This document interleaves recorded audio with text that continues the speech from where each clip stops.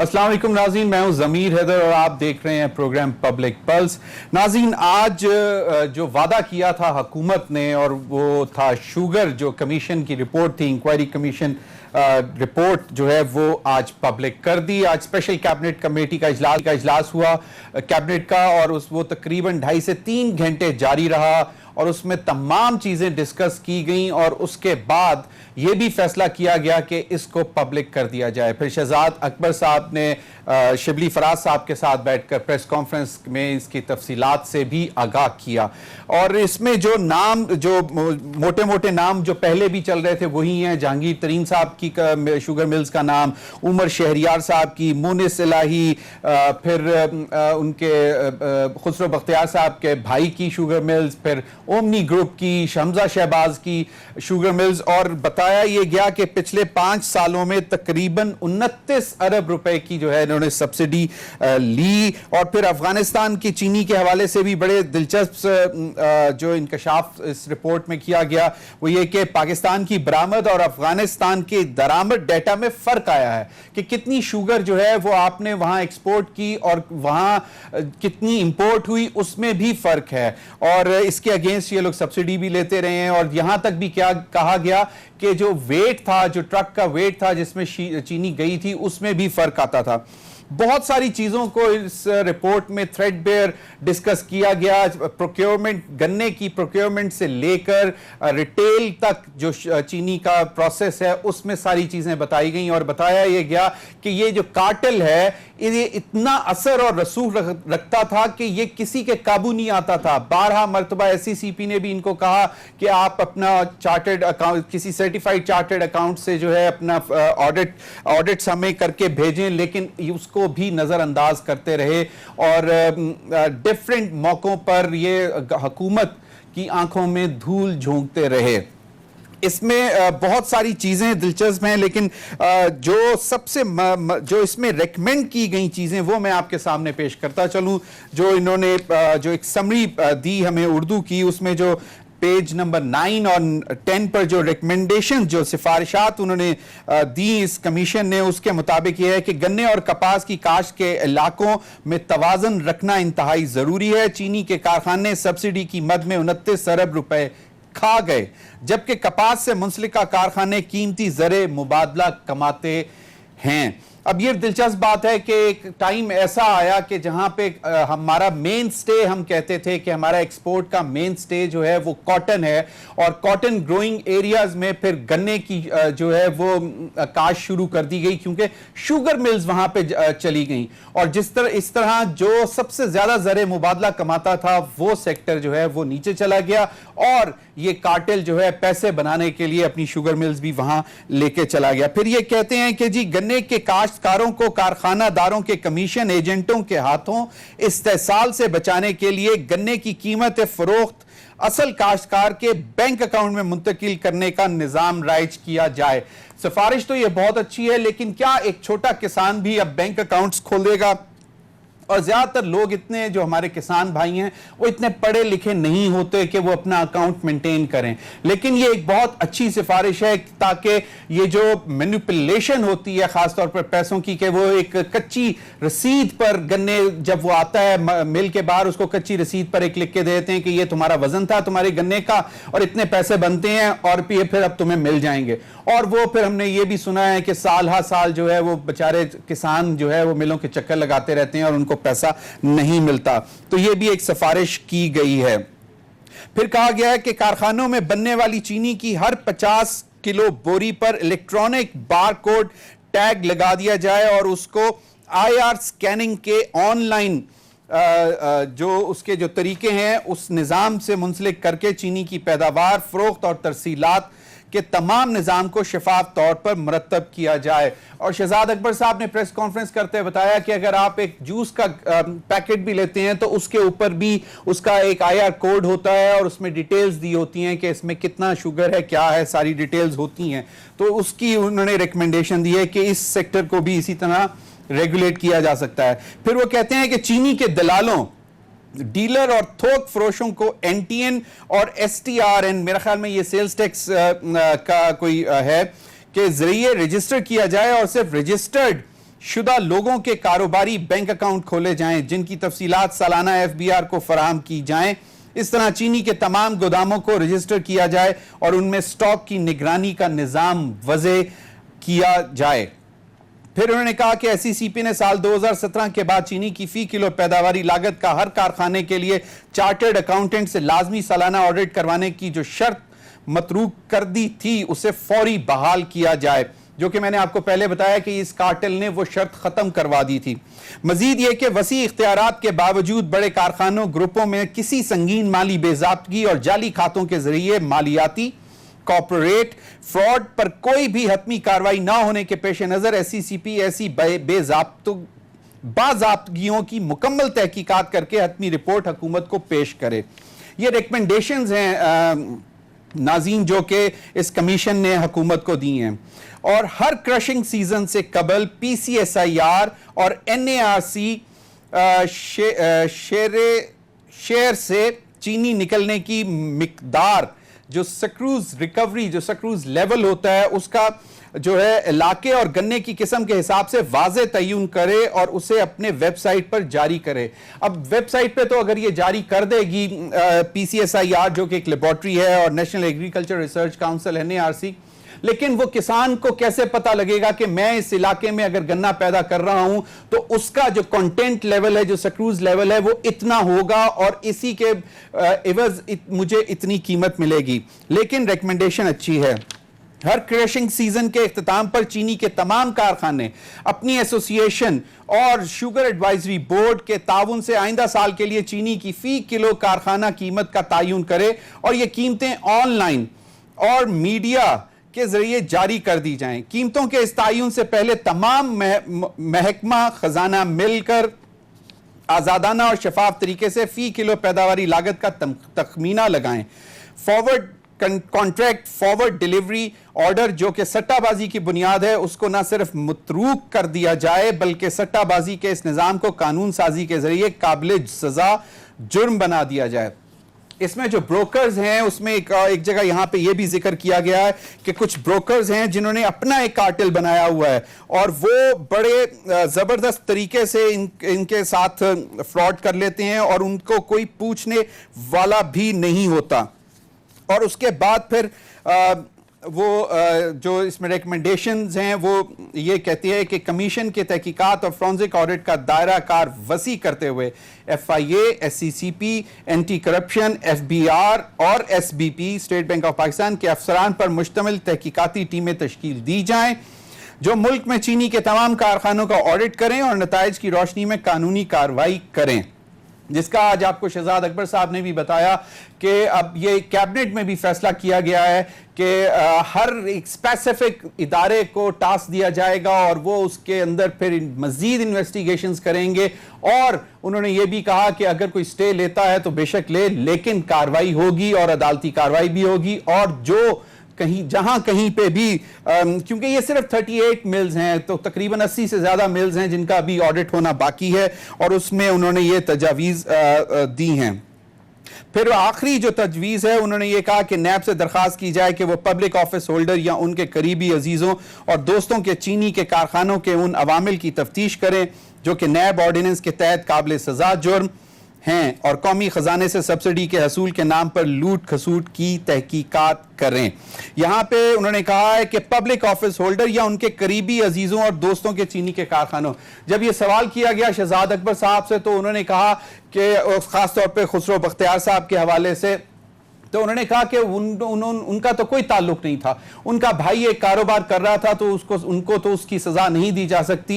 लेकिन उन्होंने as a goodwill gesture prime minister को कहा क्योंकि कॉन्फ्लिक्ट ऑफ इंटरेस्ट बनता है तो इसलिए मेरी वजारत तब्दील कर दी जाए और वो वजारत जो है उसके बाद तब्दील कर दी गई। इसी समरी में एक और बड़ी दिलचस्प बात जो लिखी गई है कि मुल्क में चीनी के छोटे और बड़े तकरीबन 88 कारखाने हैं जिनमें से 38 निस्बतन बड़े कारखाने मुल्क के 6 बड़े ग्रुपों की मलकियत हैं।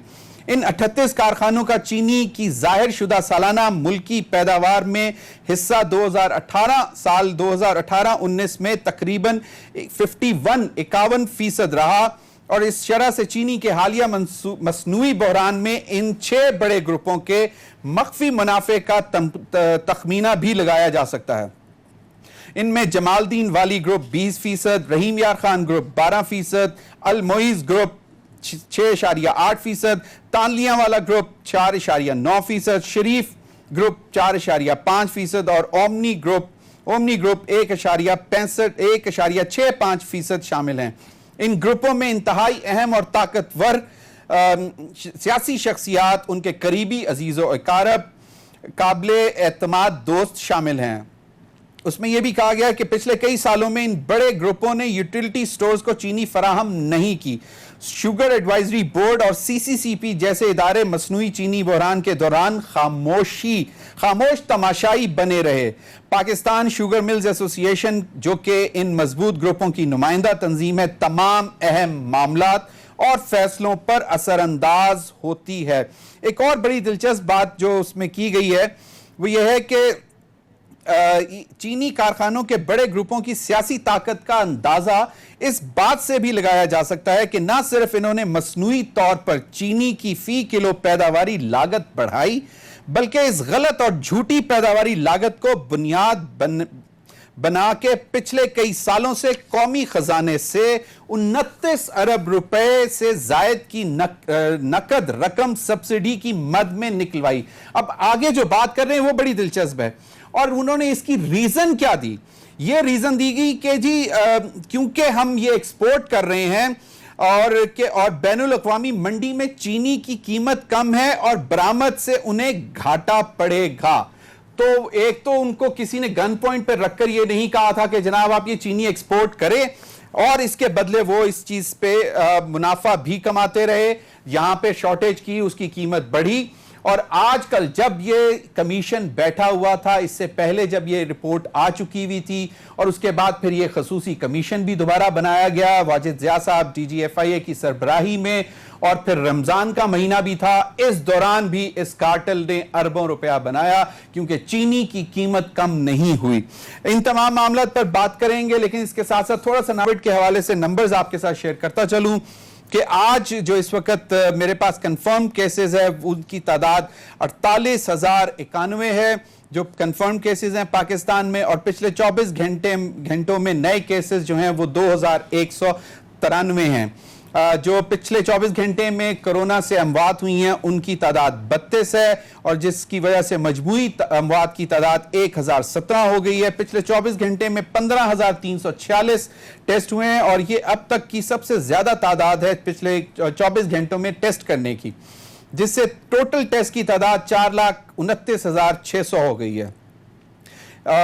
14,155 लोग इस वक्त रिकवर कर चुके हुए हैं। 18,964 लोग सिंध में इससे मुतासिर हैं, 17,382 पंजाब, 1,235 इस्लामाबाद में, 2,968 बलूचिस्तान में, केपी में 6,815, AJK में 148 और GB में 579। नाज़रीन, इसके साथ हमने ये भी सुना है कि पंजाब के इंडस्ट्रीज के मिनिस्टर मियां असलम साहब ने यह भी अनाउंस कर दिया है कि पंजाब भर में शॉपिंग मॉल्स ईद के लिए रात 10 बजे तक खुले रहेंगे। मोटरवे पे पब्लिक ट्रांसपोर्ट की भी इजाज़त दे दी गई है कि वो कल से चलेगी, क्योंकि बहुत सारे लोगों को ईद के लिए अपने घरों को जाना है, लेकिन उसके लिए SOPs भी दी गई हैं। अब देखना ही होगा कि कितना इस पर अमल कर सकते हैं। इन तमाम मामला पर बात करने के लिए मेरे साथ इस्लामाबाद स्टूडियो में मौजूद हैं अमीर अब्बास साहब, एंकर पर्सन हैं, जर्नलिस्ट हैं, तजियाकार हैं। बहुत बहुत शुक्रिया अमीर अब्बास आपका। राना मुबश्शिर साहब, एंकर पर्सन, तजियाकार, बहुत सीनियर जर्नलिस्ट, इन्वेस्टिगेटिव जर्नलिस्ट, मेरे साथ स्काइप पर हैं। बहुत बहुत शुक्रिया राना मुबश्शिर आपका। और इमरान खान, एंकर पर्सन, तजियाकार, वो मुझे लाहौर से सैटेलाइट लिंक पर ज्वाइन कर रहे हैं। बहुत बहुत शुक्रिया इमरान आपका भी। सॉरी, डॉक्टर फर्रुख सलीम साहब भी हमारे साथ हैं, माहिर माशियात हैं, तजियाकार हैं। डॉक्टर साहब, आपसे जरा क्विकली, मैं आपका ज्यादा वक्त नहीं लूंगा, मुझे जरा थोड़ा सा ब्रीफ कर दें कि आपने ये रिपोर्ट देख ली, कौन से क्वेश्चंस एड्रेस हो गए, कौन से क्वेश्चंस एड्रेस करना बाकी हैं, क्या जिन लोगों को इसमें पॉइंट आउट किया गया है उनके ऊपर आपको कार्रवाई होती नजर आती है? जमीर साहब थैंक यू। आपने 2-3 सवाल इकट्ठे कर दिए, मैं जल्दी से उनका जवाब देने की कोशिश करता हूँ। जी जी। देखिए, क्लियरली 3 सवालात का जवाब इस रिपोर्ट में आ गया है। पहला ये कि जो टीका लगा रहा है वो कौन है, टीका लगाने वाले, कितनी अमाउंट का टीका लगाया जा रहा है और किसको टीका लगाया जा रहा है। अब ये बड़ी वाज़ेह है कि टीका तो आवाम को लगाया जा रहा है, कौन लगा रहा है उसमें 6 से 9 नाम बड़े वाज़े तौर पे रिपोर्ट में बता दिए गए हैं, जिसमें जहांगीर खान तरीन साहब का नाम है, खुसरो बख्तियार साहब की फैमिली का नाम है, सलमान शहबाज साहब हैं, चौधरी अजीज साहब का नाम है, शमीम खान साहब जो कहा जाता है कि तरीन साहब के कोई कजन्स हैं, ओमनी ग्रुप वालों का नाम है, और ये भी बता दिया गया कि तकरीबन 362 अरब रुपए की बेनामी की लेन देन हुई है शुगर के कारोबार के अंदर, और तकरीबन 33 अरब रुपए की टैक्स की चोरी हुई है शुगर के कारोबार के अंदर। अब जो मामलात रह गए, ये नहीं बताया गया कि सब्सिडी इजाजत देना तो कहा जा रहा है कि हलाल है, कि इजाजत दे दी, किन हुक्मरानी फैसला साजों ने इसकी इजाजत दी कि आप सब्सिडी ले लें, लेकिन सब्सिडी वसूल करना हराम कहा जा रहा है।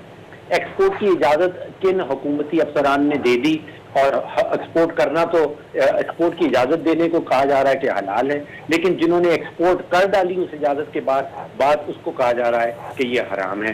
फिर कोई 50 अरब रुपए का सालाना टीका शुगर की कीमतों की मद में और सब्सिडी की मद में पाकिस्तानी अवाम को लग जाता है। अब इन रिपोर्टों के बाद वजीर आजम इमरान खान साहब ने ये फैसला करना है कि क्या हमने और रिपोर्टें इस तरह की बनानी है, क्या इनकी और तहकीक करनी है, इन्वेस्टिगेशन करनी है, या इस मामले को एंड करना है कि फ्यूचर में अवाम को कोई टीका लगा ना सके। जो रिकमेंडेशंस आई हैं उससे मैं एग्री नहीं करता हूं। देखिए, ये सारे टीके इस वजह से लगाए जा रहे हैं क्योंकि हुकूमत खुद गन्ने की कीमत फिक्स करती है, हुकूमत खुद से लाइसेंसिंग करती है कि कौन शुगर मिल लगा सकता है, कौन नहीं लगा सकता। अगर हुकूमत शुगर के कारोबार से अपने आप को निकाल बाहर करे, सिर्फ 2 काम करने हैं वज़ीर आज़म साहब को अगर वो चाहते हैं कि 22 करोड़ पाकिस्तानियों को ये टीका 50 अरब रुपए का सालाना टीका लगना बंद हो जाए। पहला काम वो ये कर दें, उनको सिर्फ लिखना है कि भाई जिसकी दिल चाहती है जितनी मर्जी चीनी एक्सपोर्ट कर ले, किसी को सब्सिडी नहीं दी जाएगी। जिसका दिल चाहता है जितनी मर्जी चीनी बाहर से इंपोर्ट कर ले, चीनी की इंपोर्ट के ऊपर किसी किस्म की कोई ड्यूटी नहीं लगाई जाएगी। इसका नतीजा क्या होगा जमीन साहब? इसके 2 नतीजे होंगे। इसका पहला नतीजा ये होगा कि 22 करोड़ पाकिस्तानियों को दुनिया की सस्ती तरीन चीनी दस्तयाब होगी, और दूसरा नतीजा ये होगा कि पाकिस्तान में कभी भी 1 किलो चीनी की भी किल्लत नहीं होगी। जी जमीन साहब। अच्छा चले, बहुत बहुत शुक्रिया राना मुबशर। एक तवील अरसा हुआ आपको इन्वेस्टिगेटिव रिपोर्ट्स करते हुए, आपने इन्वेस्टिगेटिव यूनिट हेड भी किया एक अखबार का, और बड़ी खबरें की। पहले हमने इससे पहले यकीनन हमने सुना भी, आज भी शहजाद अकबर साहब ने कहा कि 2010 में या 9 में चीनी की कीमत 110-120 हो गई, कभी कोई कमीशन नहीं बना, कभी किसी कमीशन की रिपोर्ट नहीं आई। लेकिन इस हुकूमत ने चले बाकी चाहे जो भी चीजें हैं, लेकिन एक चीज तो वाज़ेह कर दी कि चाहे उनके अपने कैबिनेट में लोग बैठे हों, चाहे जो भी हों, इस हवाले से जो कमीशन बना उसने कम से कम एक चीज रिपोर्ट आ गई, और फिर हुकूमत का बड़ा फैसला कि उसको पब्लिक कर दी। कैसे देखते हैं कि ये चीजें इन खराबियों को रोक सकेंगी आइंदा आने वाले टाइम्स में? एक चीज तो आप जरा जहन में रख लें कि वाजिद जिया साहब की इंटेग्रिटी जो है उसको डाउट नहीं किया जा सकता। बड़ा क्लीन आदमी है वाजिद जिया साहब, और प्रेशर वेशर नहीं लेते किसी का भी, ठीक है। It is a neat and clean person, ठीक है।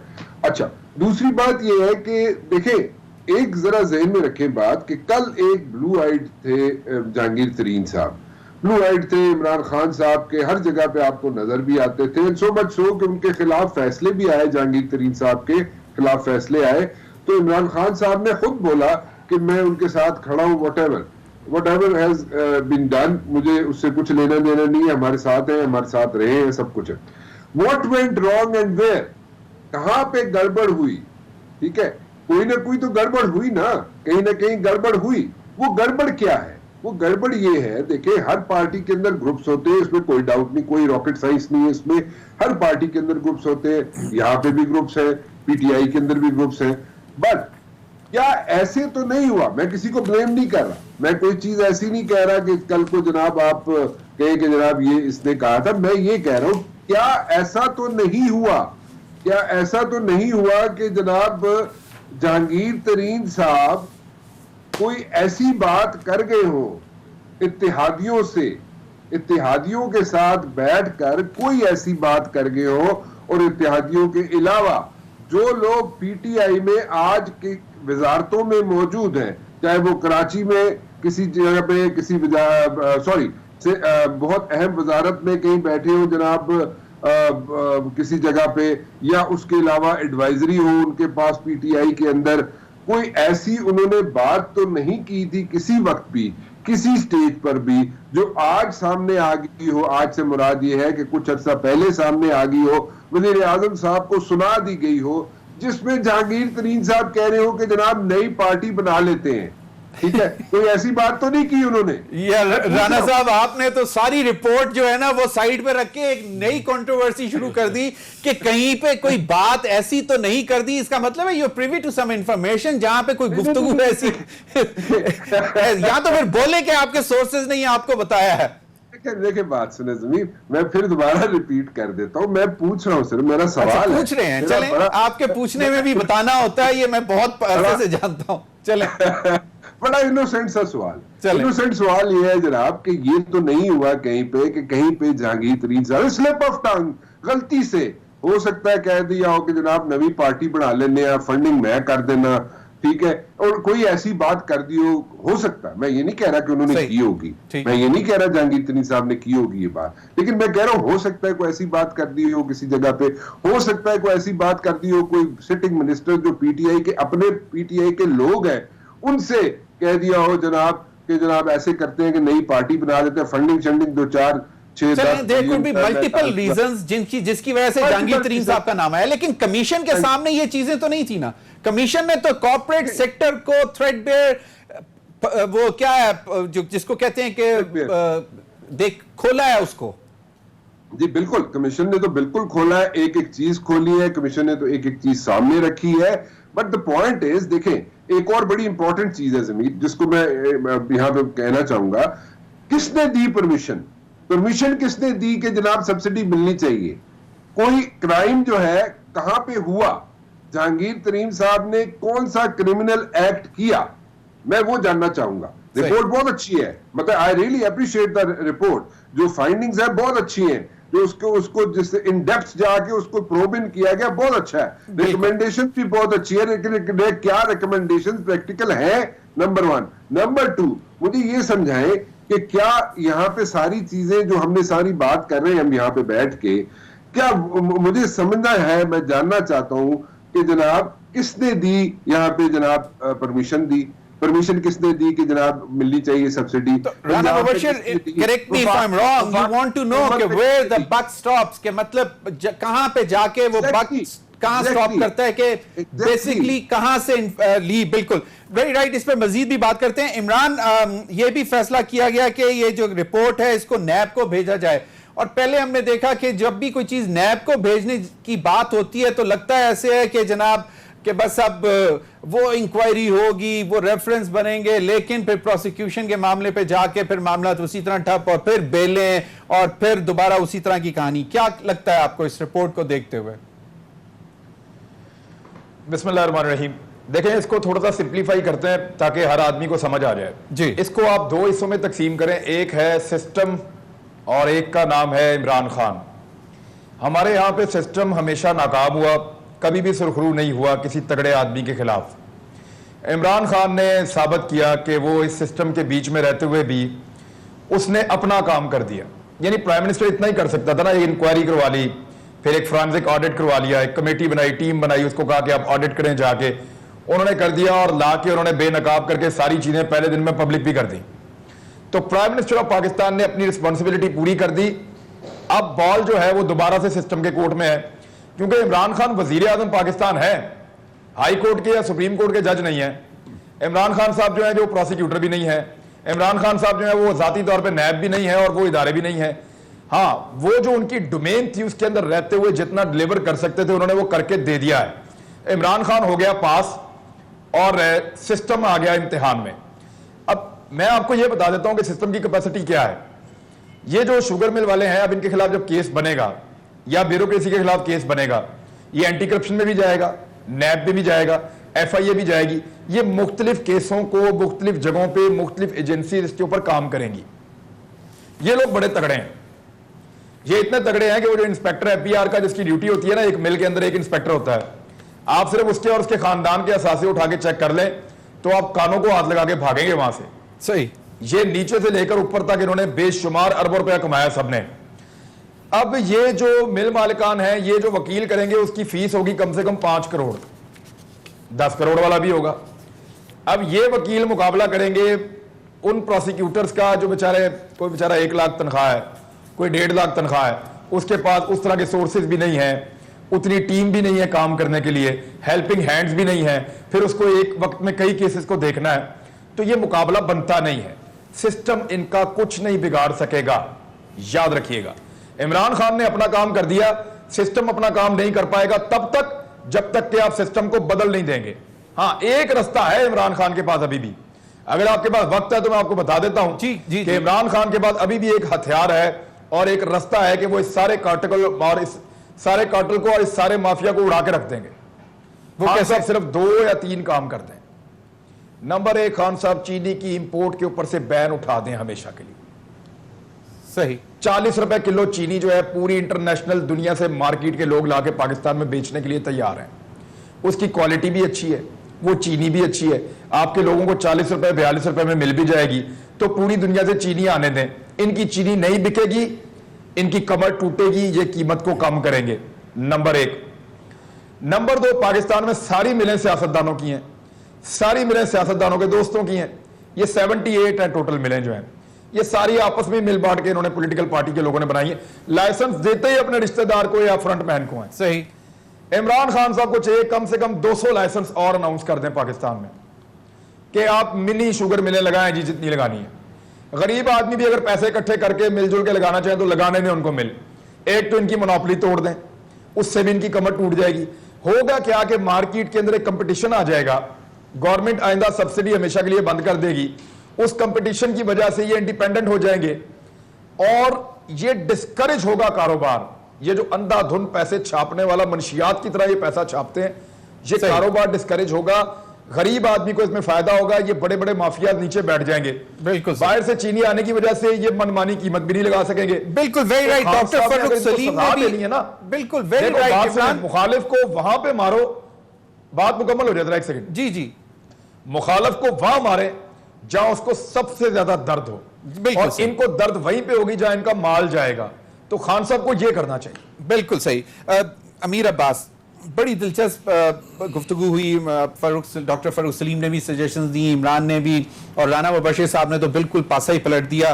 और अब वो मोनी सलाई साहब की भी मतलब बीच में नाम है और वो सियासी मतलब गेम भी है दूसरा।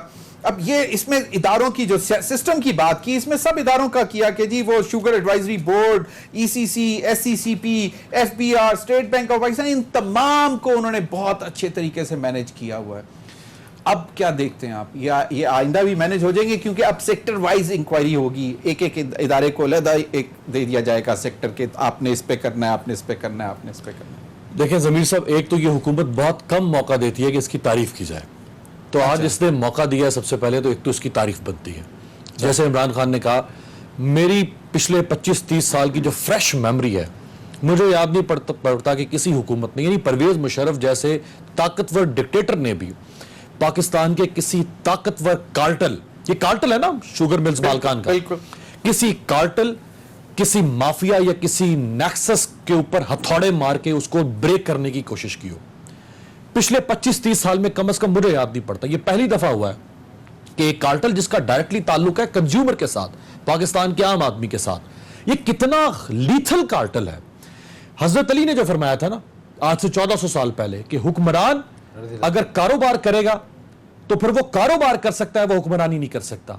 आज वो फरमान यहां पे सादिक आता है, यानी कि ये शुगर मिल्स मालकान और हुक्मरान, इनका एक नेक्सस है, डर्टी फिल्दी ब्लडी नेक्सस, और इस नेक्सस से हुक्मरान इनको फायदा देते हैं। यानी जरदारी साहब, इस रिपोर्ट ने क्या कहा कि सिंध हुकूमत ने मुराद अली शाह साहब ने जो सब्सिडी दी वो सिर्फ और सिर्फ ओमनी ग्रुप को फैसिलिटेट करने के लिए, सिर्फ एक ग्रुप। अब ओमनी ग्रुप के अनवर मजीद और अब्दुल गनी मजीद 29 तारीख को बुलाया है ना नैब ने, जो जरदारी साहब ने और नवाज शरीफ साहब ने जो गाड़ियां ली थी 2008 में तोशा खाने से, उसकी कीमत किसने अदा की थी? इतने मालदार ये सियासतदान है दोनों, इतने छोटा जर्फ है कि कीमत अदा करवा रहे हैं ये अनवर मजीद से। पे अनवर मजीद तुम्हारा क्या लगता है? लंगोटिया तुम्हारा, बिजनेसमैन है बहुत, ये वो लीथल जो पैसे कमा के देता है वो तो अपने सबसे से भी ज्यादा अजीज होता है। दोस्तों हुक्मरान बनो, फिर दोस्तों को नवाजो। जब दोस्तों को नवाजोगे, दोस्त तुमसे दोस्तियां निभाएंगे, वो तुम्हारी हुक्मरानी को तकवीयत पहुंचाएंगे। ये डर्टी नेक्सस आज एक्सपोज हुआ है। मैं तो समझता हूं ये बहुत बड़ा आज विक्टोरियस डे है पाकिस्तानी कौम के लिए। यानी हमें पता ही नहीं चल सका कि शुगर मिल के मालकान जो हैं, जैसे ये गन्ने को छील के उससे चीनी बनाते हैं, इसी तरह ये पाकिस्तान के आम आदमी को छील के पैसा बना रहे थे। 1 रुपया बढ़ाते हैं ये लोग और 5.25 अरब रुपए का प्रॉफिट कमाते हैं 1 अरब रुपए से, 1 रुपए से। मुझे तो हजरत शुएब की कौम याद आ गई कि ये 15 से 30% तक तो कम तोलते हैं।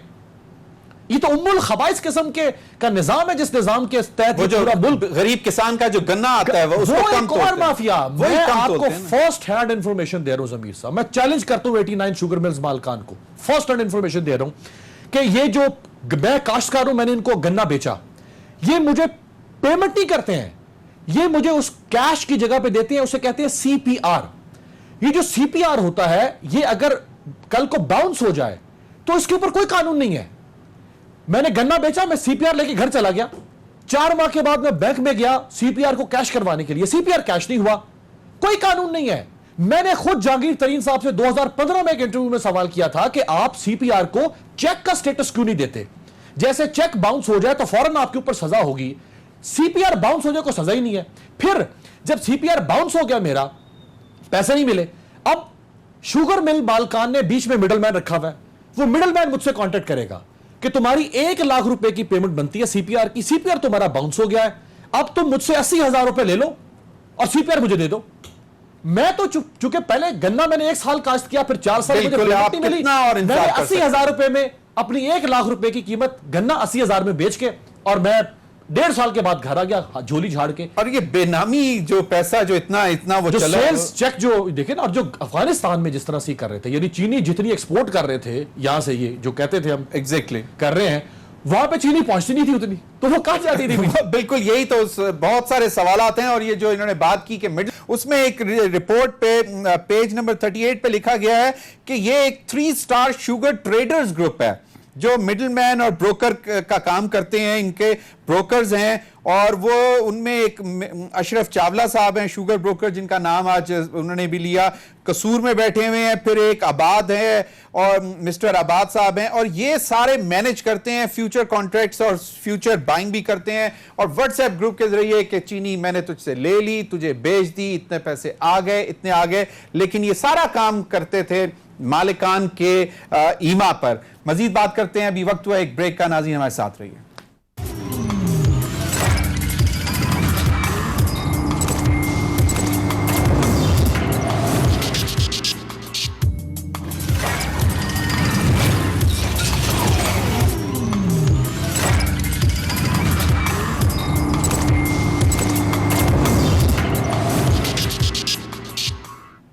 Welcome back. Rana Mubashir, conflict of interest के हवाले से आज बड़ा एक मतलब इस कैबिनेट में ये जब ये सब चीजें सामने आई और दोस्तों और अजीजों और रिश्तेदारों के जब नाम आना शुरू हुए, तो आज कैबिनेट ने फैसला किया कि फौरी तौर पर वजारत कानून को हदायत की कि जी कॉन्फ्लिक्ट ऑफ इंटरेस्ट के हवाले से एक एक्ट जो है वो तैयार किया जाए। और फिर उन्होंने ये भी कहा कि एक बहुत लॉन्ग स्टैंडिंग डिमांड थी हमारे दोस्त अरशद शरीफ की, उसने पता नहीं कोई 8-9 महीने पहले एक रिक्वेस्ट भेजी थी प्राइम मिनिस्टर को कि जी इनके एसेट्स, एडवाइजर्स और स्पेशल असिस्टेंट्स के एसेट्स क्यों नहीं डिक्लेयर होते। उसके हवाले से जो है आज बैरिस्टर शहजाद अकबर साहब ने जो बात की वो जरा सुन लें, तो उस पर फिर जरा कमेंट करिएगा। ये जो इंक्वायरी फाइंडिंग्स आई हैं, इनकी फाइंडिंग्स को जानना अवाम का हक था। इन फाइंडिंग्स के ऊपर अब जो एक्शन होना है वो आने वाले दिनों में आप देखेंगे, क्योंकि आज प्राइम मिनिस्टर साहब ने ये भी ऐलान किया कि कॉन्फ्लिक्ट ऑफ इंटरेस्ट का कानून फौरी तौर पर बनाया जाए, और लॉ मिनिस्ट्री को भी हिदायत जारी की, क्योंकि ये इसके बाद तो बिल्कुल वाज़ेह है कि जिस हर शख्स अपना जो सियासी ओहदा रखता है या कोई भी चाहे वो ब्यूरोक्रेट है, वो जब हुकूमत में आता है तो वो एक डिक्लेरेशन दे कि मेरा कोई कॉन्फ्लिक्ट ऑफ इंटरेस्ट नहीं है, मेरा किसी भी बिजनेस से बिलवास्ता या बिलावास्ता ताल्लुक नहीं है, और अगर होगा तो मैं इसकी सजा का वो हूँगा। ये जो जी राना मुबशिर साहब, जिस तरह अभी बात हो रही थी कॉन्फ्लिक्ट ऑफ इंटरेस्ट है, आपका ख्याल है कि ये इसी तरह चीजें चलती रहेंगी, मामला चलेंगे, बिकॉज ये कार्टल्स बहुत स्ट्रांग है, तो जब अगर बाकायदा कॉन्फ्लिक्ट ऑफ इंटरेस्ट का लॉ आ गया तो इस्टेब्लिश कौन करेगा कि अगर मेरा भाई अगर कोई कारोबार कर रहा है तो उससे मेरा क्या ताल्लुक है, चाहे उसका मुनाफा मेरी जेब में आता हो, चाहे उसी के पैसे से मैंने घर भी बनाया हो, गाड़ी हो, सब कुछ हो, लेकिन कॉन्फ्लिक्ट ऑफ इंटरेस्ट का क्या अगर लॉ आ जाएगा तो वो उसको निकाल सकेगा, पिन पॉइंट कर सकेगा कि ये पब्लिक ऑफिस होल्डर है, इसका ये कॉन्फ्लिक्ट ऑफ इंटरेस्ट है? वैसे जमीर में आपको एक बात बताऊं, अगर ये इन ट्रू स्पिरिट, पहली बात तो ये है कि इसको कैसे ड्राफ्ट किया जाता है, और अगर इन ट्रू स्पिरिट अगर इसको इंप्लीमेंट कर दिया जाए तो इससे अच्छी बात ही कोई नहीं है। मतलब आप अगर हुकूमत की इस मसले पे अगर ये इंप्लीमेंट हो जाए, पहली बात ये है कि प्रॉपरली ड्राफ्ट हो, दूसरी बात ये है कि इन ट्रू स्पिरिट इसको इंप्लीमेंट कर दिया जाए, तो आप हुकूमत को इतनी तारीफें करेंगे कि आप तारीफें कर करके थक जाएंगे। लोग कहेंगे जनाब कि हुकूमत वाले ने खरीद लेता है, हालांकि हुकूमत वाले ने क्या खरीदना है, इमरान खान साहब तो एक चाय की प्याली नहीं पिलाते किसी को। खैर, एनीवेज द पॉइंट इज कि अगर ये काम हुकूमत कर ले तो बहुत अच्छा होगा, बहुत अच्छा होगा, और उसको इंप्लीमेंट भी कर ले तो बहुत अच्छा होगा। So it's nothing like it, but the point is कि यहाँ पे इश्यूज डिफरेंट हैं। इमरान खान साहब कई चीजें ऐसी हैं जो करना चाहते हैं, कई चीजें ऐसी हैं इमरान खान साहब जो उसको इंप्लीमेंट भी करवाना चाहते हैं, लेकिन इंप्लीमेंटेशन का जब फेज आता है ना, वहां पे इश्यूज खड़े हो जाते हैं, इंप्लीमेंट नहीं होती चीजें। मैंने खुद 10 बंदों से, 10 कैबिनेट के लोगों से मैंने ये बात की है, सुनी है कि जनाब खान साहब ने फलां मीटिंग में कहा था कि वो चीज कर दो, हालांकि इट वाज, मैं उसमें डिटेल में नहीं जाना चाहता, छोटी सी चीज 4 दफा इमरान खान साहब ने कैबिनेट की मीटिंग में बुलाई और 4 दफा कहा यार वो मैंने कहा था, तुम लोगों ने किया क्यों नहीं। तो बात यह है कि अगर इमरान खान साहब इंप्लीमेंट करवा ले चीजें इन ट्रू स्पिरिट तो नथिंग लाइक इट, बहुत अच्छा काम हो जाएगा, बट ऐसा हो नहीं रहा। सेकेंडली, जब अभी इमरान साहब कह रहे थे, हमारे साथ मौजूद थे हमारे कुलीग, वो कह रहे थे जनाब कि इस जो भी चीजें चल रही हैं, जिस तरीके से चल रही हैं यहाँ पे, हुकूमत की तारीफ करनी चाहिए। और अमीर अब्बास भी कह रहे थे कि जनाब मैं बड़ा खुश हूं कि बड़े अरसे बाद मनु हुकूमत की तारीफ करने का मौका मिल गया। वेरी राइट, बिल्कुल ठीक बात है, बिल्कुल ठीक बात। ये अगर रिपोर्ट किसी और जगह होती, कोई और हुकूमत होती, तो ना तो ये रिपोर्ट आनी थी, इधर उधर गोलमोल हो जानी थी, ना ये इस पे जिन लोगों के नाम आए हैं वो भी गोलमोल हो जाने थे। डिस्पाइट द फैक्ट कि जो मैंने पहले आपसे बात की कि किसने जाके सुनाई होगी वो ऑडियो वीडियो, जो भी Jahangir, now you have qualified, एक मिनट अमीर Abbas, bear witness to this, now Rana Mubashir साहब has qualified कि कोई जाकर कोई ऑडियो वीडियो सुनवाई होगी। पहले ये कह रहे थे कि हो सकता है कि उन्होंने कहीं वो बात की, ट्रिगर किया। चले, गुड, यस यस, बिल्कुल राना साहब।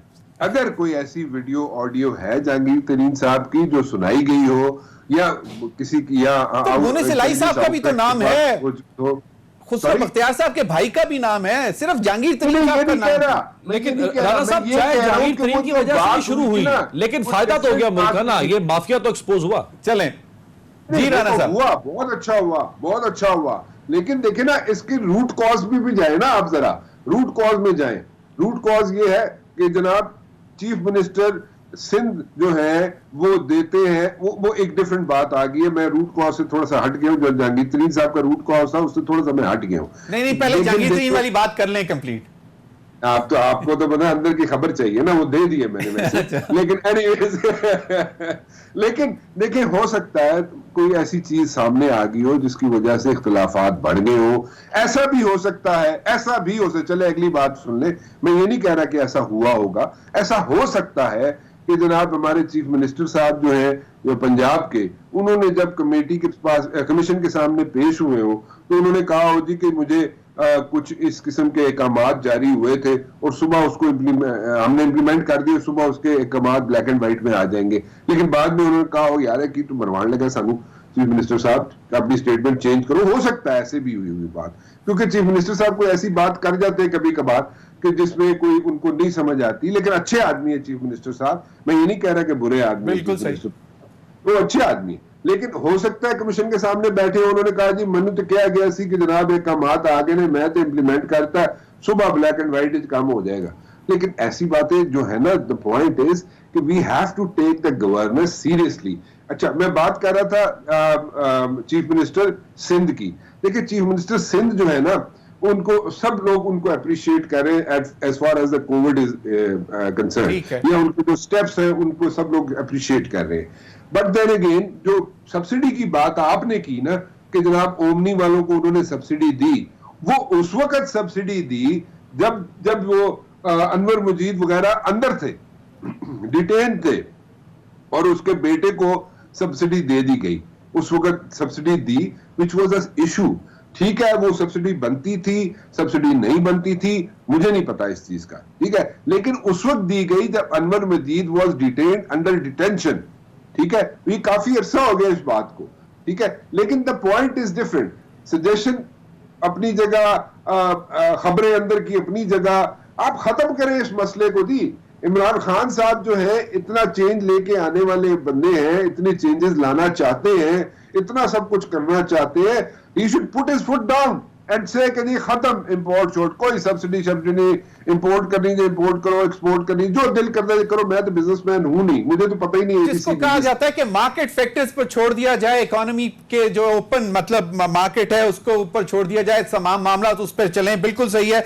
अमीर अब्बास, एक बात और जो की और बड़ा एलेबोरेटली नाम लिए शहजाद अकबर साहब ने, वो जरा सुन लें तो उस पर फिर मैं आपका कमेंट चाहूंगा कि अपने बंदों को किस तरह मतलब कवर किया जाता है कि जी अगर खुसरो बख्ती बात हो रही है तो उनकी तारीफ की जा रही है कि उनके भाई का कारोबार था, लेकिन उसके बावजूद उन्होंने कहा कि जी मुझे वज़ारत से हटा दें।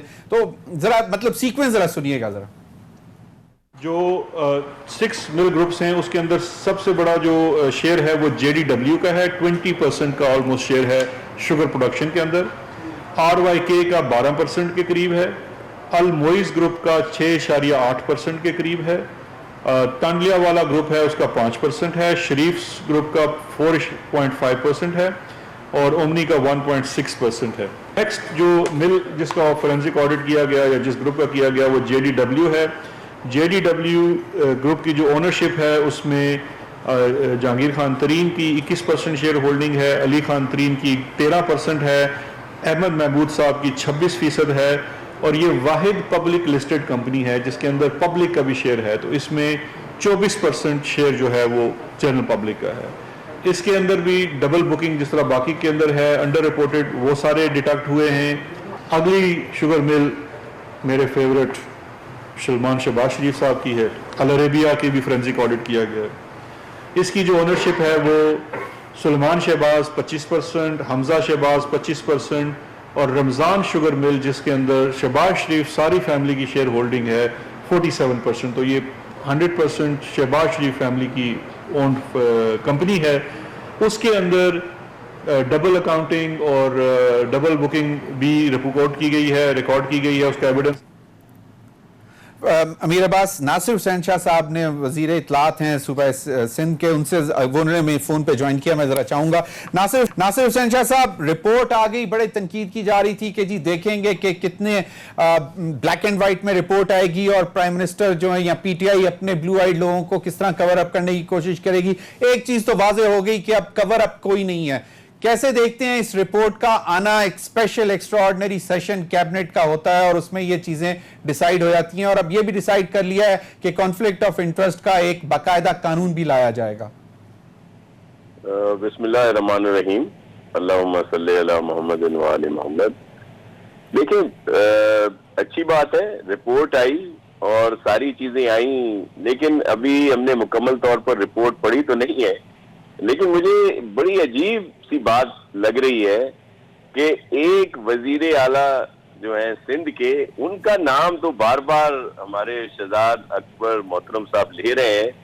जो TOR जो थे इस कमीशन के, उसमें वो आते ही नहीं थे। जिस साल की सब्सिडी की जिक्र किया गया है, जिसकी ऑलरेडी इंक्वायरी हो चुकी है पहले ही, इस TOR में तो थी नहीं।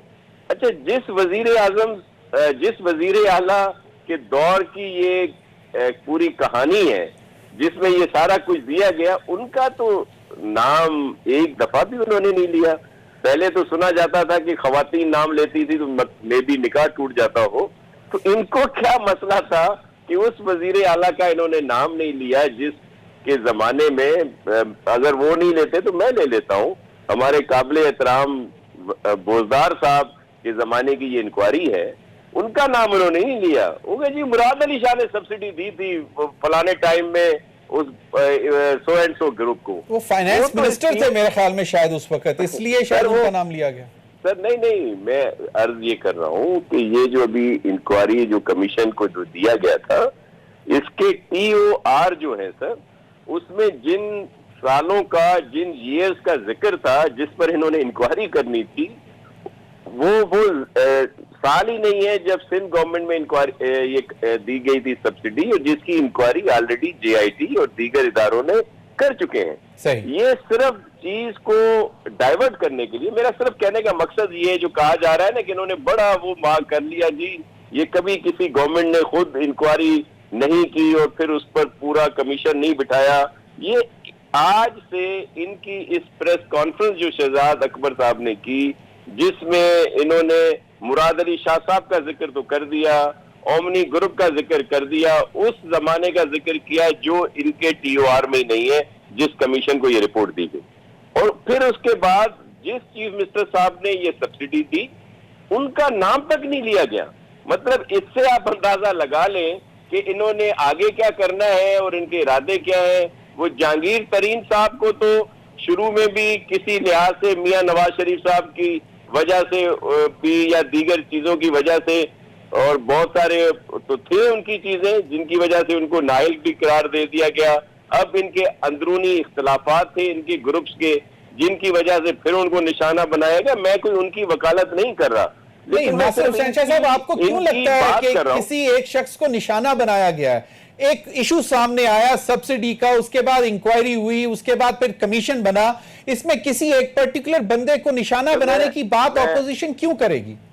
सर मैं आपको अर्ज करूं, हमें कोई जहांगीर तरीन साहब से कोई ऐसी दिली हमदर्दी नहीं है, ना ही कोई हमारी पार्टी के हैं। वो इन्हीं की पार्टी के हैं, इन्हीं के मोहसिन हैं, उन्होंने अब ये खुद ही उसका अंदाजा करते। मैं सिर्फ आपको अर्ज कर रहा हूं कि सिर्फ डाइवर्ट किया जाता है इस चीज को कि जो लोगों की तरफ से आया कि भाई आपने एहतसाब का नारा लगाया और जो आपके साथ बैठे हैं उन पर आप बात ही नहीं करते। तो फिर इन्होंने 2-3 ऐसे ही फेस सेविंग के लिए कर लिए। ये अलहदा से बहस है। आज की बात जो आपने मुझसे जिक्र किया, उस पर मैं ये कह रहा हूं कि इनकी सच्चाई का, इनकी दयानतदारी का अंदाजा आप इससे लगा सकते हैं कि आज इन्होंने उस वजीर आला का नाम ले लिया जिसका इस पे जिक्र ही नहीं है, और जिस वजीर आला ने सब्सिडी दी उसका नाम तक नहीं लिया। चले तो आप अंदाजा कर लेंगे ये क्या करेंगे आज। बिल्कुल। शाह साहब मेरे साथ अमीर अब्बास हैं, एंकर पर्सन है, तजी आपसे कुछ पूछना चाह रहे थे जरा प्लीज। अच्छा शाह साहब, ये जो ओमनी ग्रुप है ये क्यों गले की हड्डी बन गया है पीपल्स पार्टी और सिंध हुकूमत की? ये तोशा खाने केस में भी ओमनी ग्रुप, ये जाली बैंक अकाउंट स्कैंडल्स में भी ओमनी ग्रुप, ये अब शुगर के स्कैंडल में भी ओमनी ग्रुप, तो ये क्यों आप लोगों के लिए ये बदनामी का बायस ओमनी ग्रुप बन गया है? इससे जान क्यों नहीं छुड़वाती? क्यों हर जगह पे ये पीपल्स पार्टी के साथ नथी हो गया? सर मेरा अर्ज करूं कि कोई ऐसा वो नहीं है कि जिसकी वजह से कोई जान छुड़ाने की या कोई और बात हो। इसको मिलाया गया है, और अगर ओमनी ग्रुप एक कारोबारी इदारा है, उसका कोई कारोबार ये नहीं शुरू हुआ कि जब पीपल्स पार्टी की गवर्नमेंट आई तो उसके बाद ये ग्रुप बना, और अगर उसके बाद की बात है सारी चीजें हैं तो फिर तो ठीक है, हम जिम्मेवार होंगे। इनका तो एक पुराना एक कारोबारी इदारा था जिसकी ऑलरेडी माजरत के साथ शाह साहब, वो जो जाली बैंक अकाउंट की जो JIT है ना, जो साकिब निसार साहब के जमाने में बनी थी, वो JIT ये कहती है कि इनका सारा कारोबार तो 2008 के बाद से एक्सपैंड करना शुरू किया है, उससे पहले तो इनकी कोई हैसियत ही नहीं थी। नहीं, ये मेरे ख्याल में उनके नहीं होगा इतना इल्म में, ये उससे पहले भी हैं। अगर वो, ये मैं इसलिए कह रहा हूँ कि जब ये सारी चीजें आई कि ओमनी ग्रुप की वजह से, तो फिर हमने भी स्टडी की, तो उसमें इनका कारोबार तो बहुत पुराना है और 2008 की बात ही नहीं है, 2008 से पहले। बल्कि मुझे याद है कि मुशर्रफ साहब के जमाने में भी इन्होंने एक बहुत बड़ी राइस मिल थी शिकारपुर की, और इसके जो मुझे याद है उस वक्त मैं नाजिम था सक्कर में, या इससे और भी बहुत से कारोबार। ये चले एक अलहदा बहस है, मैं जस्टिस साहब की बात थी उस पर तो नहीं आ सकता।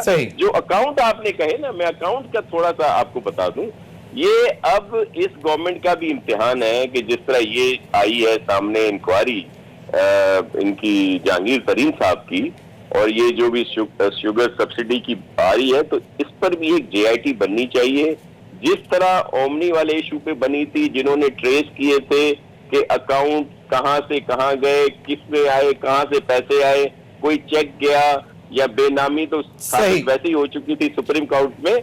लेकिन मैं आज करूं, हमारे जो केसेस थे उसमें तो सीधी सीधी बात है, ये शुगर मिले हैं और आसिफ अली जरदारी साहब और जो भुट्टो फैमिली है उनकी बड़ी जमीनें भी हैं जिन पर शुगर कास्ट होता है।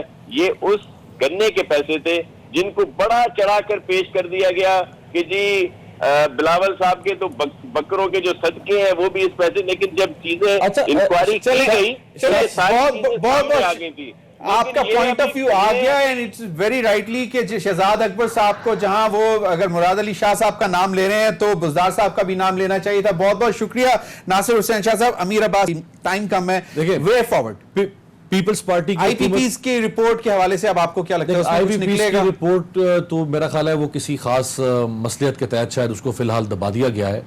अब एक नेगोशिएटिंग के लिए टीम बन गई भी हो सकता है, शायद वो रीनेगोशिएट, शायद वो अंडर द टेबल आपको कोई फायदा हुकूमत को पहुंचा दे, जो लॉसेस हुए हैं, जो डैमेजेस हैं, शायद वो मिल जाए।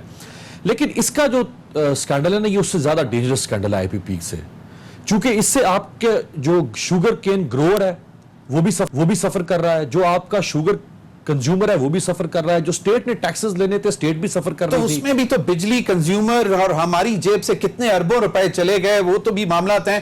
बिल्कुल यू आर वेरी राइट कि this is a very big scandal. अब एक सेक्टर वाइज भी इंक्वायरी होनी। राना मुबशिर, क्विकली सुना यह जा रहा है कि LPG में भी इंपोर्टर्स को 32 अरब रुपए की सब्सिडीज दी गई अक्टूबर 2018 से मार्च 2020 तक।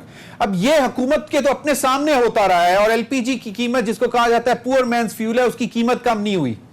तो ये स्कैंडल्स अब ये भी प्रोब होंगे। आपको क्या लगता है ये सारी चीजें खुलेंगी? इमरान खान का विजन है इस तरफ के सबको इंसाफ दिलवाना है अवाम के?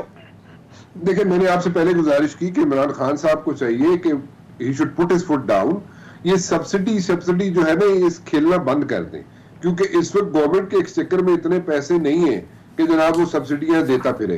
ठीक है, सो गवर्नमेंट नहीं दे सकती। He should put his foot down, एक ड्राफ्ट करें लॉ और उसको इंप्लीमेंट भी करवाएं इन ट्रू स्पिरिट। अगर वो करवा सके तो नथिंग लाइक इट, अगर नहीं करवा सकते बहुत शुक्रिया। अगर वो करवा सकते हैं तो इंप्लीमेंट करें। अमीर अब्बास, इमरान खान साहब, राना मुबशिर, शुक्रिया। नाज़रीन, अब तक के लिए इतना ही, इजाजत दीजिए। अल्लाह हाफिज।